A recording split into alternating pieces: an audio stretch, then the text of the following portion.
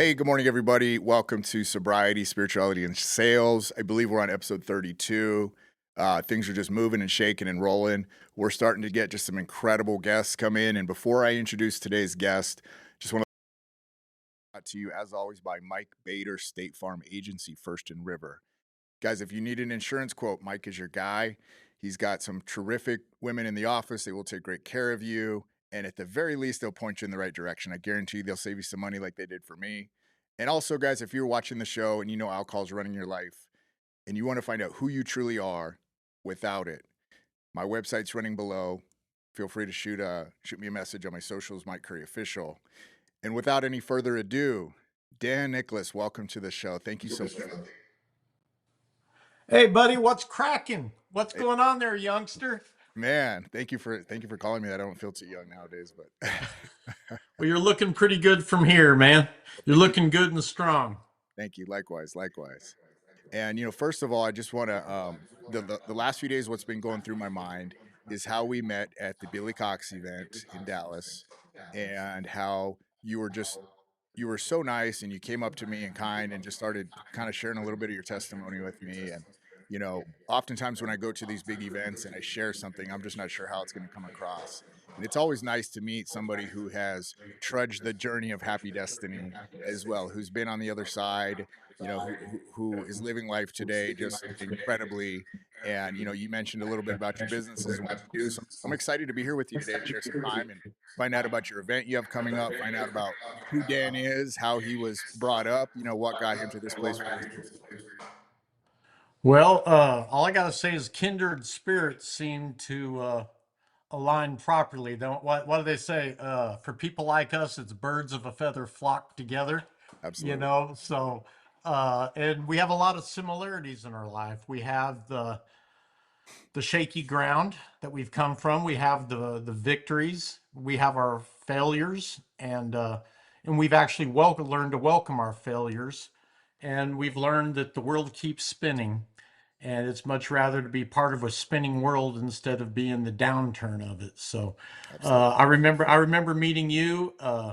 You have a very charismatic charisma about you, and I think I don't know, man.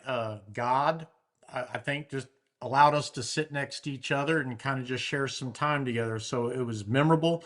That was my first Billy Cox deal. I've been back to three or four things since then, and but every time I go, I always think about you. So that there was a good time, and I think we got another one coming up in a few months. So hopefully you and I will be able to connect there in person again. I'll be able to give you a big old man brotherly hug, I'd, and lo- we'll see where this goes.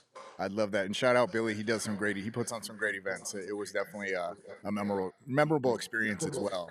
And the food was fantastic. So, Yeah, I've had worse food. You ought to eat my wife's cooking, brother. Hey, don't tell Cheryl I said that, else I will come hunt you down. oh You're man. in Arizona, right? Yes, And sir. Arizona's not that far away. It's only shoot, I'd much rather go to Arizona than drive going east through Texas because it's about the same distance. I Right.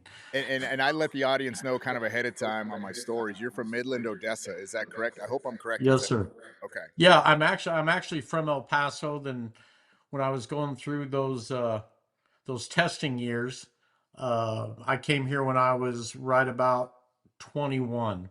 Okay. Kind of just out of doom and gloom. I begrudgingly came, but it was kind of my last ditch effort to be alive, so kind of running away. And I developed a life of running away from lots of things, is you and I've shared Mm. in both our lives, where we don't have any courage today. And I didn't know which direction you wanted to go today. I think, when I think about you, and we've lived a life of courage, going through some of the similarities we have through our past addictions and relationships. It takes courage to step up to the next level. And I think it takes courage to be extraordinary. It's easy to be ordinary, right? And to Yep. be average, but we've got to have courage to be above average. You've got to do above things of your norm. And to be extraordinary, you got to do extra. Else you're just ordinary. Unless you're doing extra. And, I'm so proud of you. I mean, you being on the podcast, you getting on the grind, you getting in sales, getting your own platform going, bro, and you're extraordinary. Not a lot of men are, you ask a lot of men, bro, and you ask them how they're doing. They'll say, "Well, I'm getting by," or "I'm just paying the bills." It's like, bro, you were created for so much more than just My, paying the bills and, oh, it's another day at the office, or my I'm just favorite is barely. my favorite is living the dream. When Oh people say, yeah, "I'm just living the yeah. dream," I'm like, "Well, whose dream is it?" That's right. Because if you're living somebody else's, you're living a nightmare. Yeah, And I mean, I think that that's what's cool about us, because we both relate to living in somebody else's dream, absolutely. and we just miss it. We aren't rising to our highest good. We're fulfilling somebody else's destiny, and instead of controlling our own life. I mean, we're men, and I think that's what's missing a lot in our country today is men being men. I mean, I don't know about you, but I watched the UFC here the other night. It was good seeing good manly fighting. I mean, I love watching a good fight. I did. I used to like fighting. Yeah. No, yeah. Yeah. I think we've all been there. And my fiance was actually mentioning that too. It's nice to see the administration bringing masculinity back in a Yeah. positive manner. The whole, gosh, the whole setup, the whole walking out, the final, fight there, it was just incredible. The Marine band that was playing, that was incredible. Um, yeah, it was just an incredible experience. So I did watch it. Yeah, and just seeing the red, white, and blue, I mean, uh, yeah, it just kind of warmed my heart. And whether if you agree with fighting or seeing that type of call it hostility or whatever, I look at it as competition, and I thought it was pretty good, healthy competition. There were some little things in it that it was like, but overall, I think it was a good, positive environment, and I know I liked watching it. But I like those things. I've been watching that kind of stuff for quite some time. So, You know what but I man, bro, thanks so much for having me here today, man. And I'm honored. I'm honored that out of gratitude and humbleness, bro, I'm glad that you're empowering other people and you're sharing your influence, you're sharing your kindness and graciousness. Thank you, Dan. And first thing I thought of during the fight was, guys like us were fighters. We were fighting in a different ring.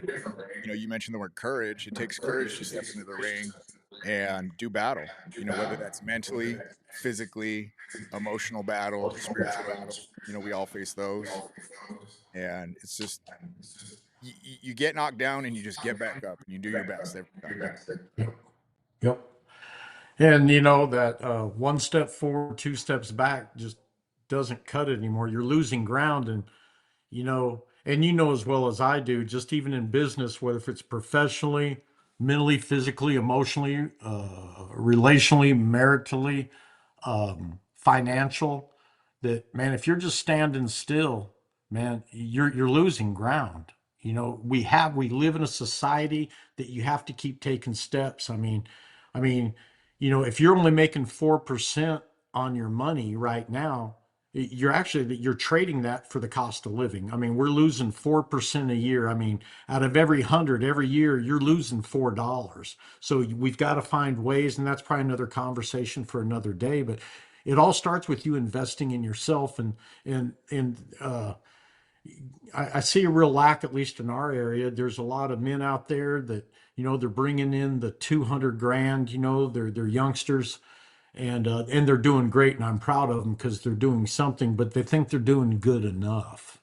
That bringing in 200, but very few people slow down and really evaluate, my brother, that they can do better. And so, I was there thinking about us of what I could say to you today, and what would be strong, what would be wise, and and if we can do better, should we? I mean, think about that question. If we can do better, should we? Because if you can't, then you're going to continue getting what you got, and we're already 6 months into this year. And so what we've done between January and up to this month of June, it's going to be a pretty good indicator what's going to happen unless you make a bold, courageous move now. So it goes back to, if you can do better, should you? you Yeah, know and I think that correct me if I'm wrong, but the people you're referring to are business owners, entrepreneurs, salespeople, because it's really hard to make a salary 200K unless you're kind of towards the top of the economy. You know, a majority of people in the United States are not willing to take that risk of commission-based jobs, of business owners, of entrepreneurship because of the risk reward trade-off. I mean, I jumped in and there's no looking back at this point. I Right. my 401k. I looked at it and I said, okay, if I get 4%, 5%, 10% on my investment, but what about if I go into business for myself? And what about if I strike oil? What about if I'm onto something? And then I just changed the entire trajectory of not only my life, but my daughter's life and maybe future generations. You're right on the money, brother. That's gold on what you just said. You know, I ask a lot of my mentorees. I mean, I have some friends here at the company that do coaching. I do more mentoring because there is a difference between coaching and mentoring. And I ask people all the time, uh, not only if can you get better, should you, but when's the best time to change? And it's really any day you want to. And it really goes back to me. I used to own a landscape company. It was like my third or fourth company. And so, like friends like such as yourself, since I was into trees and landscaping, they'd say, hey, when's the best time to plant a tree? And being a horticulturist and everything, I would say, well, what do you need it for? And they'd say, well, I need shade, this and that, or I need fruit or whatever, or I need to decorate. And then so I would tell them, the best time to plant a tree is any month that has the letter R in it. So like April, March, January, December, but May, June, July, August, those normally aren't good months because as you know, they're normally, it's hot where you are, it's always hot where I am. But when I asked one of my friends, it just dawned on me one day. He was saying he wanted shade to help shade his house, and so I told him this. He said, "When's the best time to plant a tree?" And I said, "What do you need it for?" He goes, "Well, I need shade on that side of my house because it blocks the heat." I said, "Well, then you should have planted that 20 years ago." Yeah. I mean, but he goes, no, for real. I said, no, you should have planted it, 10, 20 years ago, but the next best time is now. You Right. need to plant now. And I think that transitions over to our financial life and in our emotional capacity and our mental and our physical and every faucet of life. The best time to plant a tree is today, is now, or really any day you want to you know, any day you want to. So, when's the best time to change? When's the best time to go seek help? When's the best time to make an investment by betting on yourself or financially? When's the best time to go mend a relationship? Any day you want to. And it goes back to that old statement, are you sick and tired of being sick and tired? We've heard that all our lives. But, and so with the crowd that's listening today, if you could get better and if you could do better, should you? And and when's the best time? Any day you want to, man. And just say that with me out loud, brother. Any day I want to. Any day I want to. Absolutely. So I'm gonna ask you again, man. When's the best time to get better, Mike? Any day I want to. That's right. Right now. So when is that day going to be? I mean, It's going to be how right. how long are you going to hold yourself hostage? And you and I are familiar with the world of we work with guys and everything, and some of our past we're familiar with parole, but a lot of times, and I have a faith-based halfway house, been doing it since about 97, and these guys they'll get out, they'll get off parole, but yet they still stay in this mindset. I mean, so staying stuck, how much more time you going to do, bro? Yeah. I mean, madam, how much more time you going to do staying in this toxic relationship or toxic friendship? I mean, how much longer are you going to continue doing time and stuck in bondage where if it's financial or professional or being in the job that you never imagined you'd do, but it's just paying the bills? I mean, so if you can do better, should you? Well, and two things, I think that goes back to the comfortability, the ego saying, "Hey, things aren't great, but this is comfortable for me. I know this. It's familiar." Getting into the unfamiliar is when growth happens. Getting into the unfamiliar is stretching yourself, is not knowing what's going to happen, and that can be fearful for a lot of people. I will mention one thing really briefly is that when I was in prison, served 2 years in prison, I realized that I had been in a mental prison my entire life because I was actually happier incarcerated than I had been in probably 5 to 6 years. Wow. So cement and iron and steel, uh, you were happier there. I, Wow. because I Wow. was sober and I had a routine. I thrive on a routine. I thrive with structure. I was getting I was helping guys get their GED. I was in a basketball league, a softball league. I had 3 hot meals a day. I knew what time those were going to be. Like I came off the streets, man. So it's Yep. like for me, that was just a huge blessing. And I deserve to be there. A lot of guys you talk to in there, they say, well, allegedly I did this or allegedly I did that. And it's like, no, I definitely needed to be there. It was a blessing. My father passed away when I was incarcerated. So I truly feel like I would have overdosed on the street had I been out for that. So it was truly a blessing. And I look back on that experience and think to myself, gosh, I really took life for granted prior to getting incarcerated. And it opened my eyes to some stuff. Amen. I mean, it saved your life. And most of the guys that go through our facility, they start reflecting on the things that really matter. I mean, I know everything matters, but when they really get down to the nuts of it, and I do want to bring up a couple things that may help. Well, it'll at least help me or you, and if the listeners get some value out of it. But you said something catalyst. You started helping others. I mean, you mean to tell me you're sleeping on a metal bed, a piece of steel, you're surrounded by concrete, but yet you slowed down enough life because you realize that if you give more than you took, it actually brought about your recovery.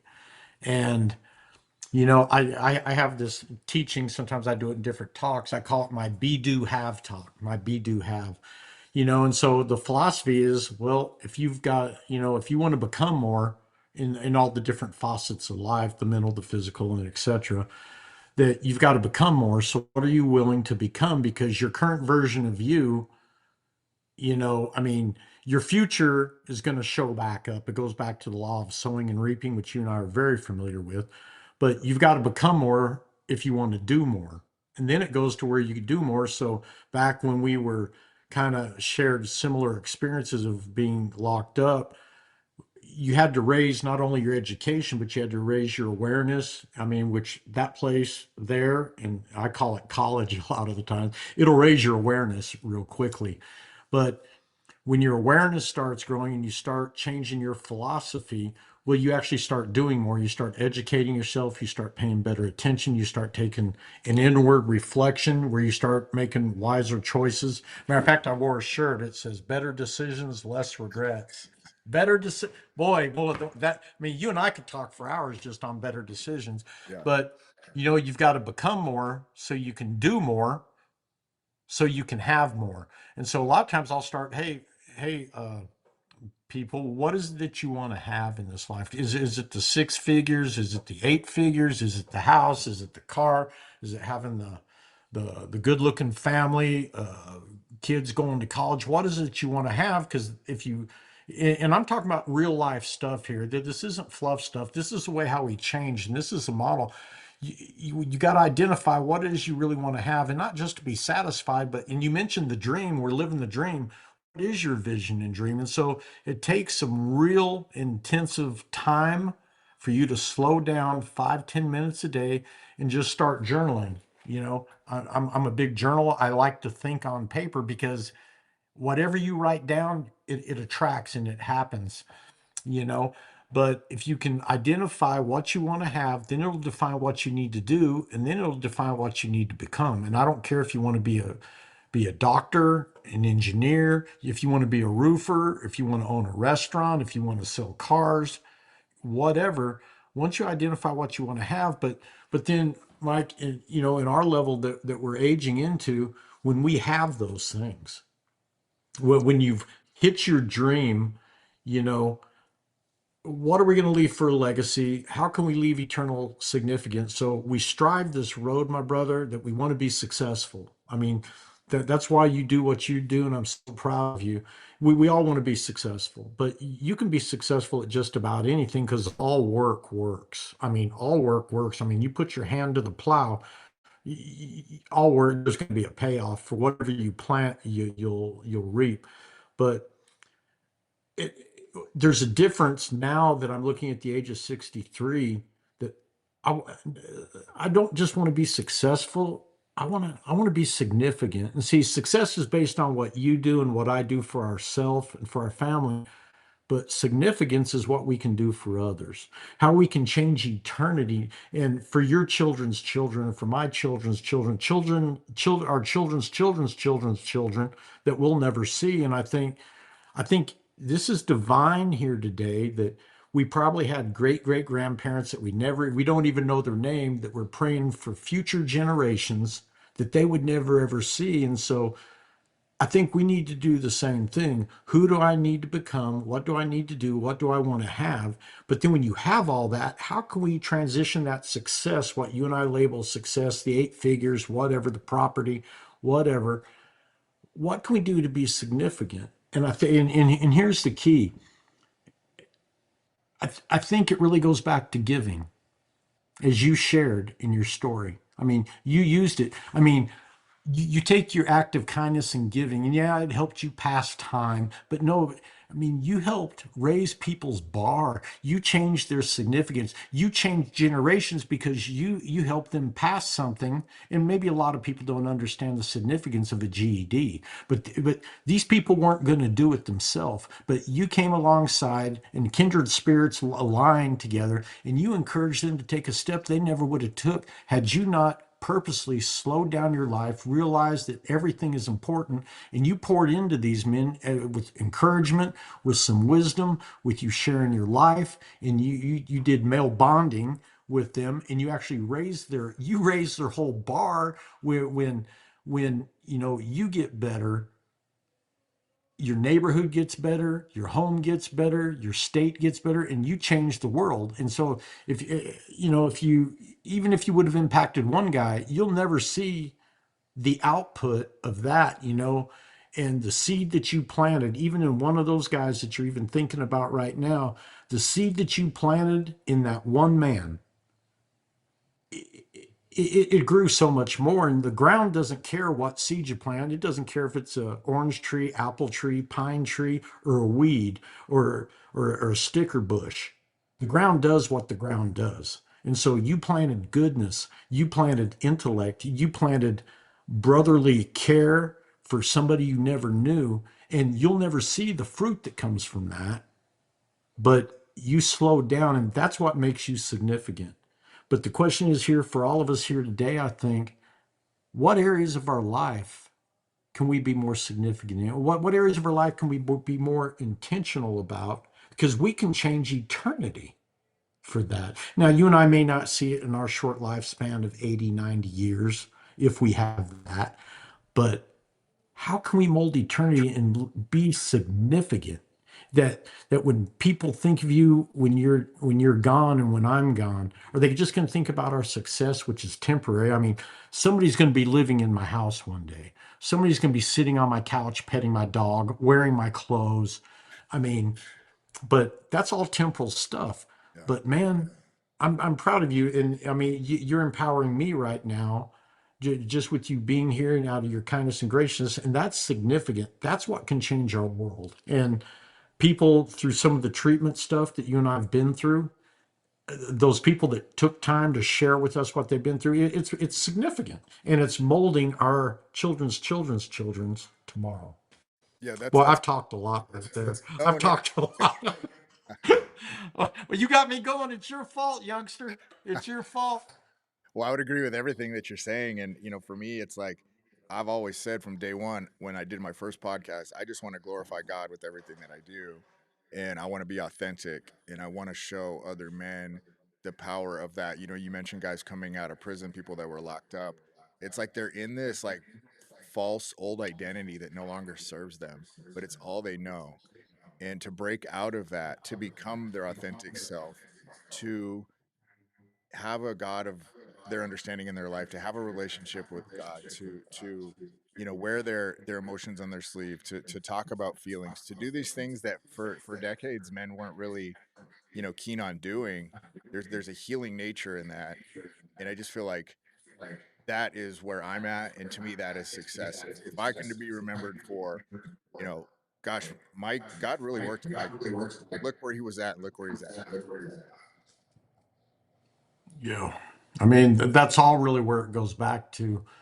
And it's also reassuring that, you know, I mean, take a deep breath with me. God gave you another one, didn't he? And Absolutely. it's for his divine purpose, my brother. I mean, the people that you're even sharing your life with on this podcast, and but it can, it's the one person that actually hears something today. And my prayer is that the Holy Spirit will do his job. It's not yours and my job to manipulate a situation to try to conform people into God and what we think he is. But, even before this call, I thought, I actually prayed with Naomi, who you've talked with over the phone, but it's just, Lord, whoever hears this, allow them to hear and allow the Holy Spirit to do their job. So I'm by meaning wherever they are in life, if they're in darkness, let them see a little bit of light. Lord, if they're doing great, wonderful, take them to another level. But wherever they are, they're yours, and just do your job with them. And I think that relieves us from a lot of responsibility. We just got to show up, right? We just got to be the best we can be. It's remarkable that we align today because you and I changed from yesterday. I mean, right now we're the best version of what we can be right now. But you know what? Where do we go from here? And I think it really takes courage. And uh, can you think of a childhood fear that you had when you were a kid, I right was offhand? I was afraid of spiders. Spiders, big ones, small ones, or just All of all them. in general? So, how old were you? What was can you think of your first memory of a spider? We have tarantulas out here. We have black widows. Yeah, I remember seeing a big black widow. It's got a red dot in the middle of it, and they just look mean. I don't know what it is about them, but I remember seeing it, and I'd have like nightmares about them and stuff. So It's the red hourglass on them, man. yeah, Yeah, yeah, it yeah. was. It's the red hourglass and them being black, and Yeah, they're only that big, man. They ain't exactly. that big. Yeah, but they're pitch black, man. Yeah. They just look. They have this look to them. Anyways, I was probably 8 to 10 years old. My dad had a storage shed with all his tools. I think every dad probably did back in the day. And all these Yeah. dusty old tools and stuff that he probably hadn't used for a decade, and so they like to hide in all these little nooks and crannies Oh and stuff. yeah. Yeah. The ones we get out here, I mean, we get black widows here, but the brown recluse, I mean, I kill those suckers. Boy, they will jack you up if they bite you. I mean, it's worse than a black widow deal. Well, hey, But yeah, I'd like to learn a little bit more about your growing up in El Paso. What led you to where you're at now? We're going to take a quick break, and we'll be right back. We'll find out sure, about you. Thank you. sure. Thank you. How's this going, man? It's going well. Shay, are we good? Matters most to you, protecting your family, your home, your car, or planning for the future. State Farm makes it simple to protect what matters most. Agent Michael J. Bader is here in your community to guide you through every step, making sure you get the protection you need without the hassle. Whether it's auto, home, life, or business insurance, Michael J. Bader can help you find the right plan today. Call 520-878-0098 or email michael@baderagency.com. Like a good neighbor, State Farm is there. All right, welcome back. Let me get my earbuds going here. There we go. Welcome back. If you're just joining, Well, we're midway through the show. Shows again brought to you by Mike. Forever need an insurance quote, Mike is your guy. Guys, if you're listening, if you're tuning in, and you resonate with anything that Dan or myself is saying, his website's running below. My website's running below. About running your life. You want to find out who you really are without it. Reach out. We'd love to help you. Welcome back, Dan. thanks so much, man. I'm thankful that State Farm is sponsoring this, and they help us plan for our future in the unknown. So, uh, State Farm all the way. That's who I have. So, Yeah, yeah. My friend, I'd call him my friend now. He's show. He was co-hosting, but he's just busy doing all kinds of stuff nowadays. But it was kind of in mind how this is coming out. I truly feel like I put this intention out there to do a podcast. It was a vision that I had in my heart, and I don't have the technical capability. What you see here, this wouldn't have been possible in my house. And so, Mike changed my life in time, and he believed in my mission and what I'm doing. So we're so grateful for him and for this platform to share a message of hope, of resurrection, redemption, of courage, as you said. There's so much out there on the news, media today, glorifying the third dimensional reality world, women, clothes, fast cars, the nicest houses, blah blah. What do any of those things truly matter, and can you take any of those in life? No, you can't. But the things that truly matter, well, what do you have today? well, I mean, but people kind of say all the time, well, money's not everything. Well, let me have all the money and let me decide for myself, right? I think that's a But quote. Les Brown said something like that. Everybody yeah, can't buy happiness, I but actually, everybody wants to find out for themselves. yeah. Look, I had Les Brown out here at our event center back here, in September with Ed Millette, and it was great. And Les said that. I wrote that down that Les said. But hey, what we were talking about was kind of the courage and our fear. But so a lot of these fears, I mean, my fear, it was similar to yours, but I was afraid there was always a monster under the bed. Mm. That they would close the door. This is back during the 60s, in the later 60s. I was probably 3, 4, 5, 6.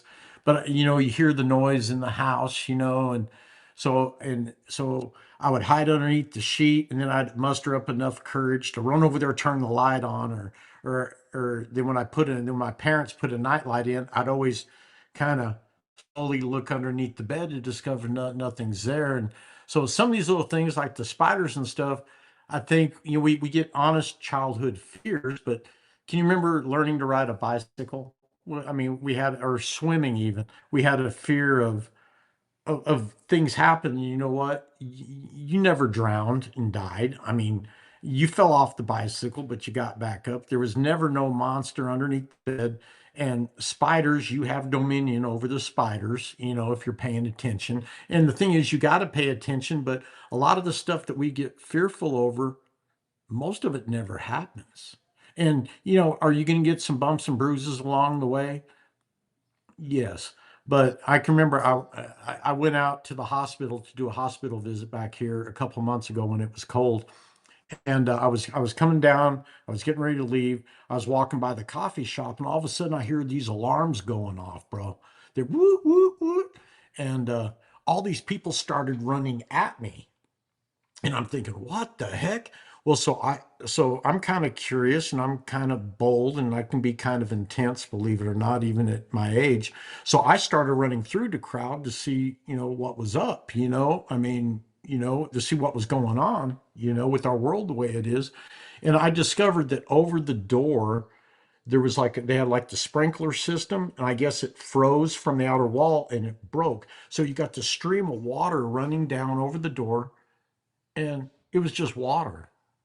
I mean, it was just water. And you had 30, 40 people literally running out of fear because the alarms went off, and it was just water. It was just water. And so I walk out there, you got people filming the water shooting up out of the door, and people are just talking about nobody's grabbing a mop bucket, nobody's doing anything.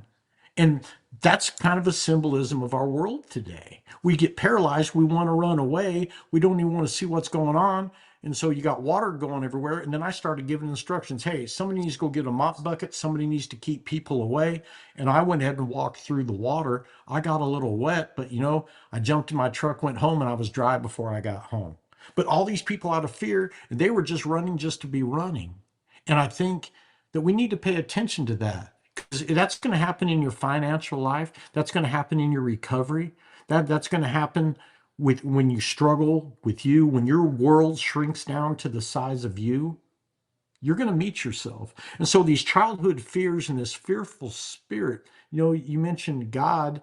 God didn't give you a spirit of fear. We know who that comes from. That comes from the evil one, because the evil one is here to steal, kill, and destroy. And that's it. The evil one here is to steal, kill, destroy. And so these fears that we've been kind of pre-programmed with, some of it innocently. I mean, falling off a bicycle hurts. Swimming, you do end up taking on some water. I mean, the monsters were real to me until I looked and found out for myself. But I've also had fears in starting a roofing company. I had fears of losing so-called friends when I was stuck in my drug addiction till I was 28. I had fears of doing a good job for somebody. I even had a fear of going asking for money when they owed me money. I had a fear of doing just about everything in sales. Oh, we can get a bunch of fear about that. When we get told no, 3 no's in a row, we can get real fearful of that. Have you ever had any fear does any of this resonate with you? I know No, you're a warrior. I know you're a warrior and a killer, bro, but anything I'm saying resounding in you? no, absolutely. I mean, I think some of the most fearful people act like they don't have fear. For me, I've always known there were many fears in my life, justified or not. And I think it's like taking action despite the fear builds courage, builds resilience, builds these muscles. Next time this happens, we're able to walk through it with more grace, potentially. No, there was fear getting sober. Am I going to be when I get sober? I had no idea. I don't want to be boring. I know that. I don't want to be the same person that I thought I was going to be. And you know what? I couldn't be further from the truth. My life is tremendous today. Yeah. Yeah. So let me ask you a little bit harder one, and I think it kind of relates to everybody listening. What about the fear? What about the fear of others and what they think about you? Yeah. I mean, so I get told quite often, oh, I can't do that. I can't do this and I can't do that and I'll never be that. And I go, you know what? You're right. But then on the other hand, after I've been able to mentor with them or we get to, be friends and stuff, they tell me, hey, I can do that. And I can do this. And what if I could do that? And I go, you know what? You're right. So the matter of you can't or you can, you're right. You're right. So what's it gonna take to make? I mean, even speaking on stage. I mean, they did a survey, and I can't remember where it comes from. We can look it up for themselves. But people much rather die than speak in front of people. And then get on a stage and do a 20-minute presentation. But much people much rather die. I Mhm. mean, really, than get up and just share. And so for the people that are listening today, I'd encourage you to get a piece of paper and a pencil. How much time do we got? Do we got another 10 minutes or 15 or Oh, what do we got on the clock? for another 15 Huh? minutes. Another 15 Okay, minutes. cool. Cool. So I'd encourage everybody, if you're taking notes, great. And if not, maybe text it to yourself in your phone. But identify some of these fears. Mike and I just discussed a couple of the fears that he had that I had, and we come in full agreement. But to think about what other people are going to think about me, because we based our decisions off that. And see, really, a lot of your decision making comes off your self worth. So I have some concentric circles. So your self worth determines your value. Your values that you have determines your belief. Your belief goes into what you think about. And there's some emotions and stuff after that. But what you think about actually is what you end up acting out. So it goes back to your self worth to self. I'm no good. I'm not good enough. You don't understand. I had a poor childhood. And I get all those things. I was a drug addict. I still am. I'm an alcoholic. You know, you're right. But what happens if something can change, like you slowing down, empowering somebody else to take one step better, to maybe elevate them and influence them to get on your shoulders so you can lift them up for a few moments, and they take that one step, that one dive, that one deal, and their self-worth goes up, their whole belief system starts changing that, hey, I can do that. I had courage. I took one step and Mike encouraged me to go do that. And I did it. And yeah, I got a bruise, but you know what? It was worth it because I learned. Well, that informs how much you think. And we all know even what scripture says, whatever you think about, you become. So, well, what you think about, you act out, and what you act out, you get a result, good or bad, sowing and reaping, and then you get your result, which determines your future. Because what we're currently doing right now, even on this call here today with everybody here, what you're doing right now is going to show back up in your future. I mean, just that simple one day that you and I spent here with those little small elements, 10, 20 minutes, did it not show back up in our future today? Well, it sure did. And it showed up a couple of weeks ago when you and I chatted on the phone. But what you're currently doing shows up in your future, but then it even spins off to eternity, as we previously discussed earlier. If you haven't heard it, go back and listen to the part of the call. But so if we can start identifying some of the fears at whatever age you are, whether if you're 19 or if you're 60, what are some fears that you currently have faced here recently, and how did you respond to them? And get a journal. I try to journal every day, and I normally start with gratitude, but and I do it pretty consistently, but it helps me identify where I'm going, what it is I want to have, and what do I need to do so I can eventually end up getting it away. And then I want you to think about a person that you admire for their courage. And then what is one fear out of the fears you have, out of the three or four that you've listed out? What is one of them that if you could wave the magic wand, you wish it could go away? Can you think of one right now, Mike, that you may be showing a little bit of fear over? I know making bold moves like starting your own podcast, starting your own business, that's a big ballsy move, bro. Yeah, Can, yeah. what's one fear? Thank you. I think for me, it's like doing live video, even though like the podcast is not a problem, but going on Facebook, putting my face in front of the camera and just starting recording, there's definitely like a fear there because I'm like, well, I just like, I freeze up sometimes on the camera. So that's something that I'm just trying to work through and just continue to create videos. And the only way to overcome that is fear, just to keep going, so, in my opinion. Got to get your reps in, bro. Yeah, I mean, I can tell you exercise. I think you and I spoke briefly about that. You know, I exercise 4 times a week, try to, and that's a must do for me. But it's not just the body. For exercise profits the body very little, but what kind of man is going to show up next week at your podcast? You want to be the same one that you are today. So you mentioned this fear of doing your own podcast, which you're in the middle of conquering that because you're a killer warrior. But so the fear that you're talking about, what step could you take that you could achieve that? So if you can visualize yourself doing live videos, and I've seen some of yours, well, what would be another step that you could achieve that would help that? Can you think of one? I think that just truly not really caring about what people think, just coming from a service mind. Oh, like, hey, I think that's what it is. I get too wrapped up in the what is the result going to be? Are people going to like it? Instead of, hey, how can I serve today? How can I just Mm. say something where people and I in really stepping into the version of myself where I do have something solid to share. Where I do, for a long time growing up, I was told, kids were told to oh, what is it? Be seen but not be heard, or whatever that phrase growing up. And I can remember people speaking to me as a child saying, your opinion doesn't matter, and that kind of stuck with me. That's been a limiting belief that I've had for decades. Into this role where, hey, know I have something to share. I've been through the ringer, and I want to share with people how I got through it. Well, so with this limiting belief that you have, that you're working through, because all work works, you got to work on it.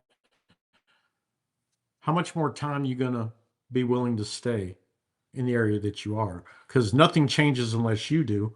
And so that's why I'm proud of you, man, dude. You're killing it. You are doing it. And you're in another key, you're being transparent. And more so than that, you can't create momentum without consistency. So whether if it's good or bad, you're doing it. And you're going to figure it out. You're a smart guy. God didn't allow you to remain on this earth because you're a dummy. Yeah. So you're a smart guy, and all the listeners, they're smart that they're listening to this call. They're listening to you. Thank God we've got sponsors to give us time like this that kind of, but you're doing it. And so I kind of asked the crowd, what fear do you have that if you could take just one step, what would that be? And identify it, write that down, because there's power in writing things down. And we can all go back and recall a fear of pursuing something, and then what was the outcome? We either had a failure or we had a win, but we learned from that.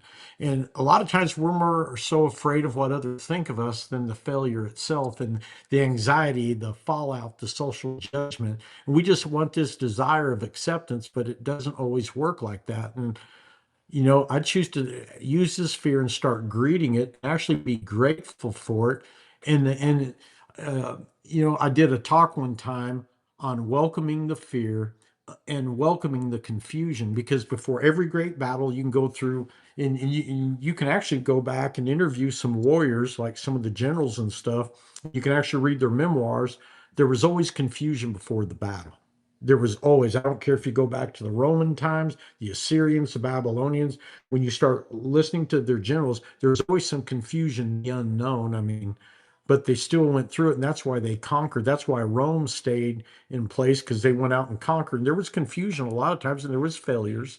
But one thing I think we all need to be aware of is a lot of times we start trying to compare ourselves to others. And I know that there's multiple different avenues, and we can take a bunch of different rabbit trails, but sometimes when we use comparison, I actually break it down with compare I sin, because you've been destined to become a warrior, be a conqueror in the area that God has placed you. When I start comparing my life to yours, Mike, or yours, mine, you're living my dream.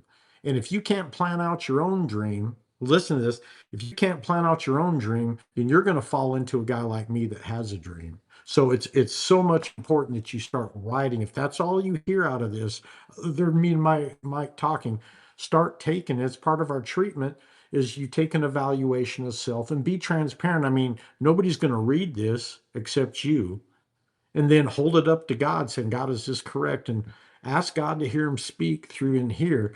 And see, the fear of failure can prevent you from preserving your dreams, but you've been destined for a higher calling. So the question is, what's holding you back? Identify it. And I was reading there the other day, there in the book of Matthew, found in the Bible in chapter 10.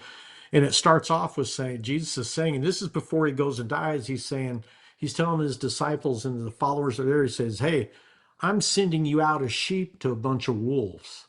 I'm sending you out as sheep, as a bunch of wolves. Then he goes on to talk about being courageous. And around 29:31, he compares people to sparrows. He says, hey, what is the price of these two birds? It's basically nothing.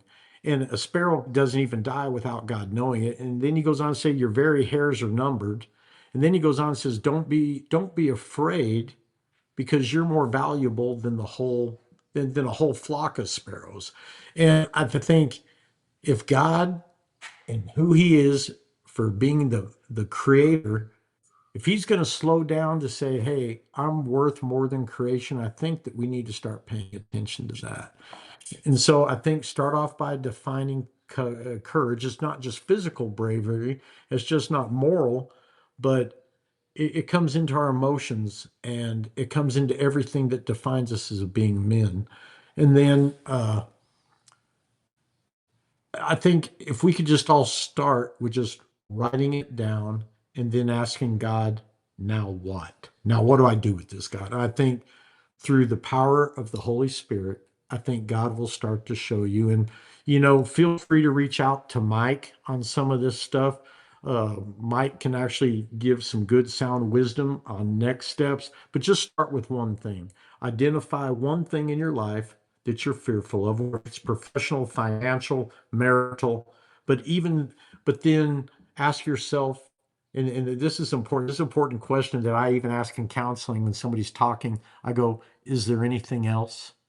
And then write that down. Then when you get, well, I can't write anymore. Is there anything else? And I tell you, Mike, the power of 8 minutes of you just being focused, having the TV off, leave your phone. And I would say there's just power in the pen. If people would just consider being focused for 3 to 8 minutes a day, you will be surprised. And if you did it for 7 days, you will be a totally changed person.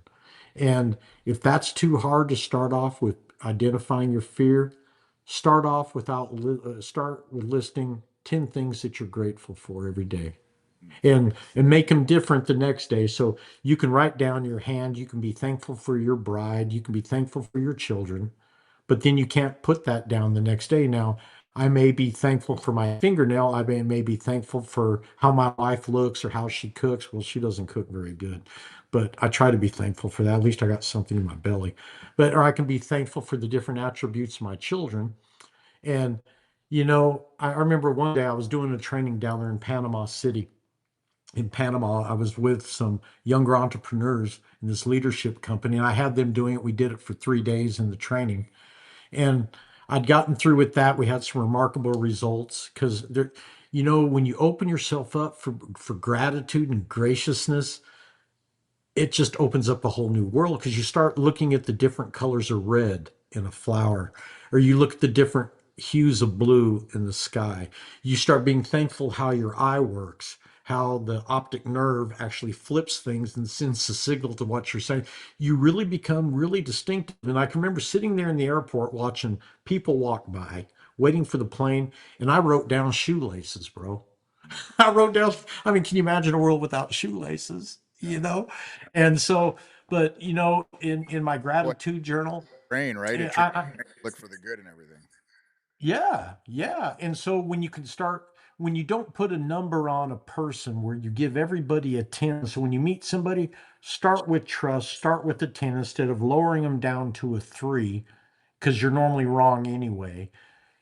It's just an opposite mindset where you start valuing people, and we hear that in our circles. Oh, well, you need to value people. Well, when you start off with putting a number on somebody, thinking, oh, they're like me, they aren't like me, I'm better than them. And men are bad about this because one of our identifiers is go, hey, my name's Dan, my name's Mike, and we both go, what do you do for a living?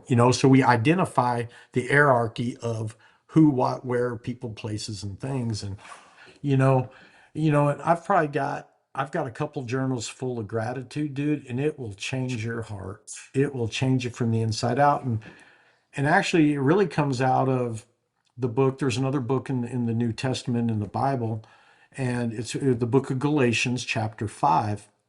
And it really states the fruit, not the fruits, because it's one, it identifies 9 different things: love, joy, peace, patience, gentleness, kindness, self-control. And it goes on with forgiving, and it identifies these 9 things. So what I try to install in my team here in Midland is that every conversation that we have, good or bad, every type of sales call, every time we have somebody come out to look at the event center, every time that we're working together, we're out doing a corporate training, we inject the fruit of the Holy Spirit, as said in the book of Galatians, and it changes everything. But I wouldn't have been able to realize the importance and the significance of every pleasant and unpleasant conversation if I could put a little love in the world. Would that help my conversation? What if I greeted my day with joy? Absolutely. Uh, what about a little bit of peace? And so I know we've talked about an array of things, but what fear can you conquer between now and the end of the month? I mean, we're halfway through June, even if you just address it. And how can you change that with, hey, God, thanks for this fear I had. You say that you're a conqueror. That's a promise from you. What do I need to do? Show me. And I'm willing to sit there with pen in hand till you start talking about me. And that in itself is courage because you're taking charge of your life. I'm not trusting Mike to change my life. I'm taking it upon my own responsibility. I love So, that. Hey, we're about to wrap up, so I want you to yep. plug the next coming event here in Midland in August. And then before we leave, I got to ask you this. I ask every guest. For the man that's leaning in and watching this today, let's say they have resonate with a couple of these messages, not all of them, and they're looking to make a major change in their life. Where do they start? I would start with gratitude. We can all be thankful. We're thankful for food. I would say start with gratitude, and uh, and just see where that leads you. I mean, it's real simple. Uh, be open for faith and start with gratitude, I love it. and or just start writing. I mean, we can reduce it down. I mean, is there anything else? Uh, I'm glad you mentioned the event. Of course, we'd love to have you here too, but August 20th, 21st, 22nd, we have an event. There's only 500 tickets. We have some special pricing for Father's Day. You can go to aoleadership.com, aoleadership.com, and just kind of, I guarantee we aren't going to drop you into a funnel where we try to sell you a bunch of other nonsense and try to keep you hooked in the funnel. But we have Terry Bradshaw, who was a quarterback for Pittsburgh, four-time Super Bowl. And then we have Jason Garrett, which we used to be the backup for a guy by the name of Troy Aikman with the Dallas Cowboys. And he was also a coach, head coach for the Dallas Cowboys for 5 years. James Brown, who's on the another NFL syndicate network, he's coming. Uh, I think we're talking with Tom Ziegler into coming on Friday night for a VIP. We have Billy Cox coming. I'm going to be speaking. A guy by the name of Paul Martinelli is going to be coming. He helped start the John Maxwell team. And we have a few other speakers. We have a Vietnam vet, and we have a few other speakers come, but it starts on a Friday morning over right about 4:30. We have discount rating on the Hilton. And we all the meals are taken care of here. We have lunch provided, and then if you sign up for the VIP, we have the Thursday night and Friday night dinner. And just reach out to me, yeah, or get a hold of Mike, and Yeah, Mike can guys. get us connected. So, Mike, I appreciate your time. I appreciate the guy that's sitting on the other side of the camera of you. May joy and peace and wisdom. May God bless you guys with the double portion. Thank you. Thank you, man. Have a wonderful day. Thank you for your time today. Sure thing. Have a great day. Later.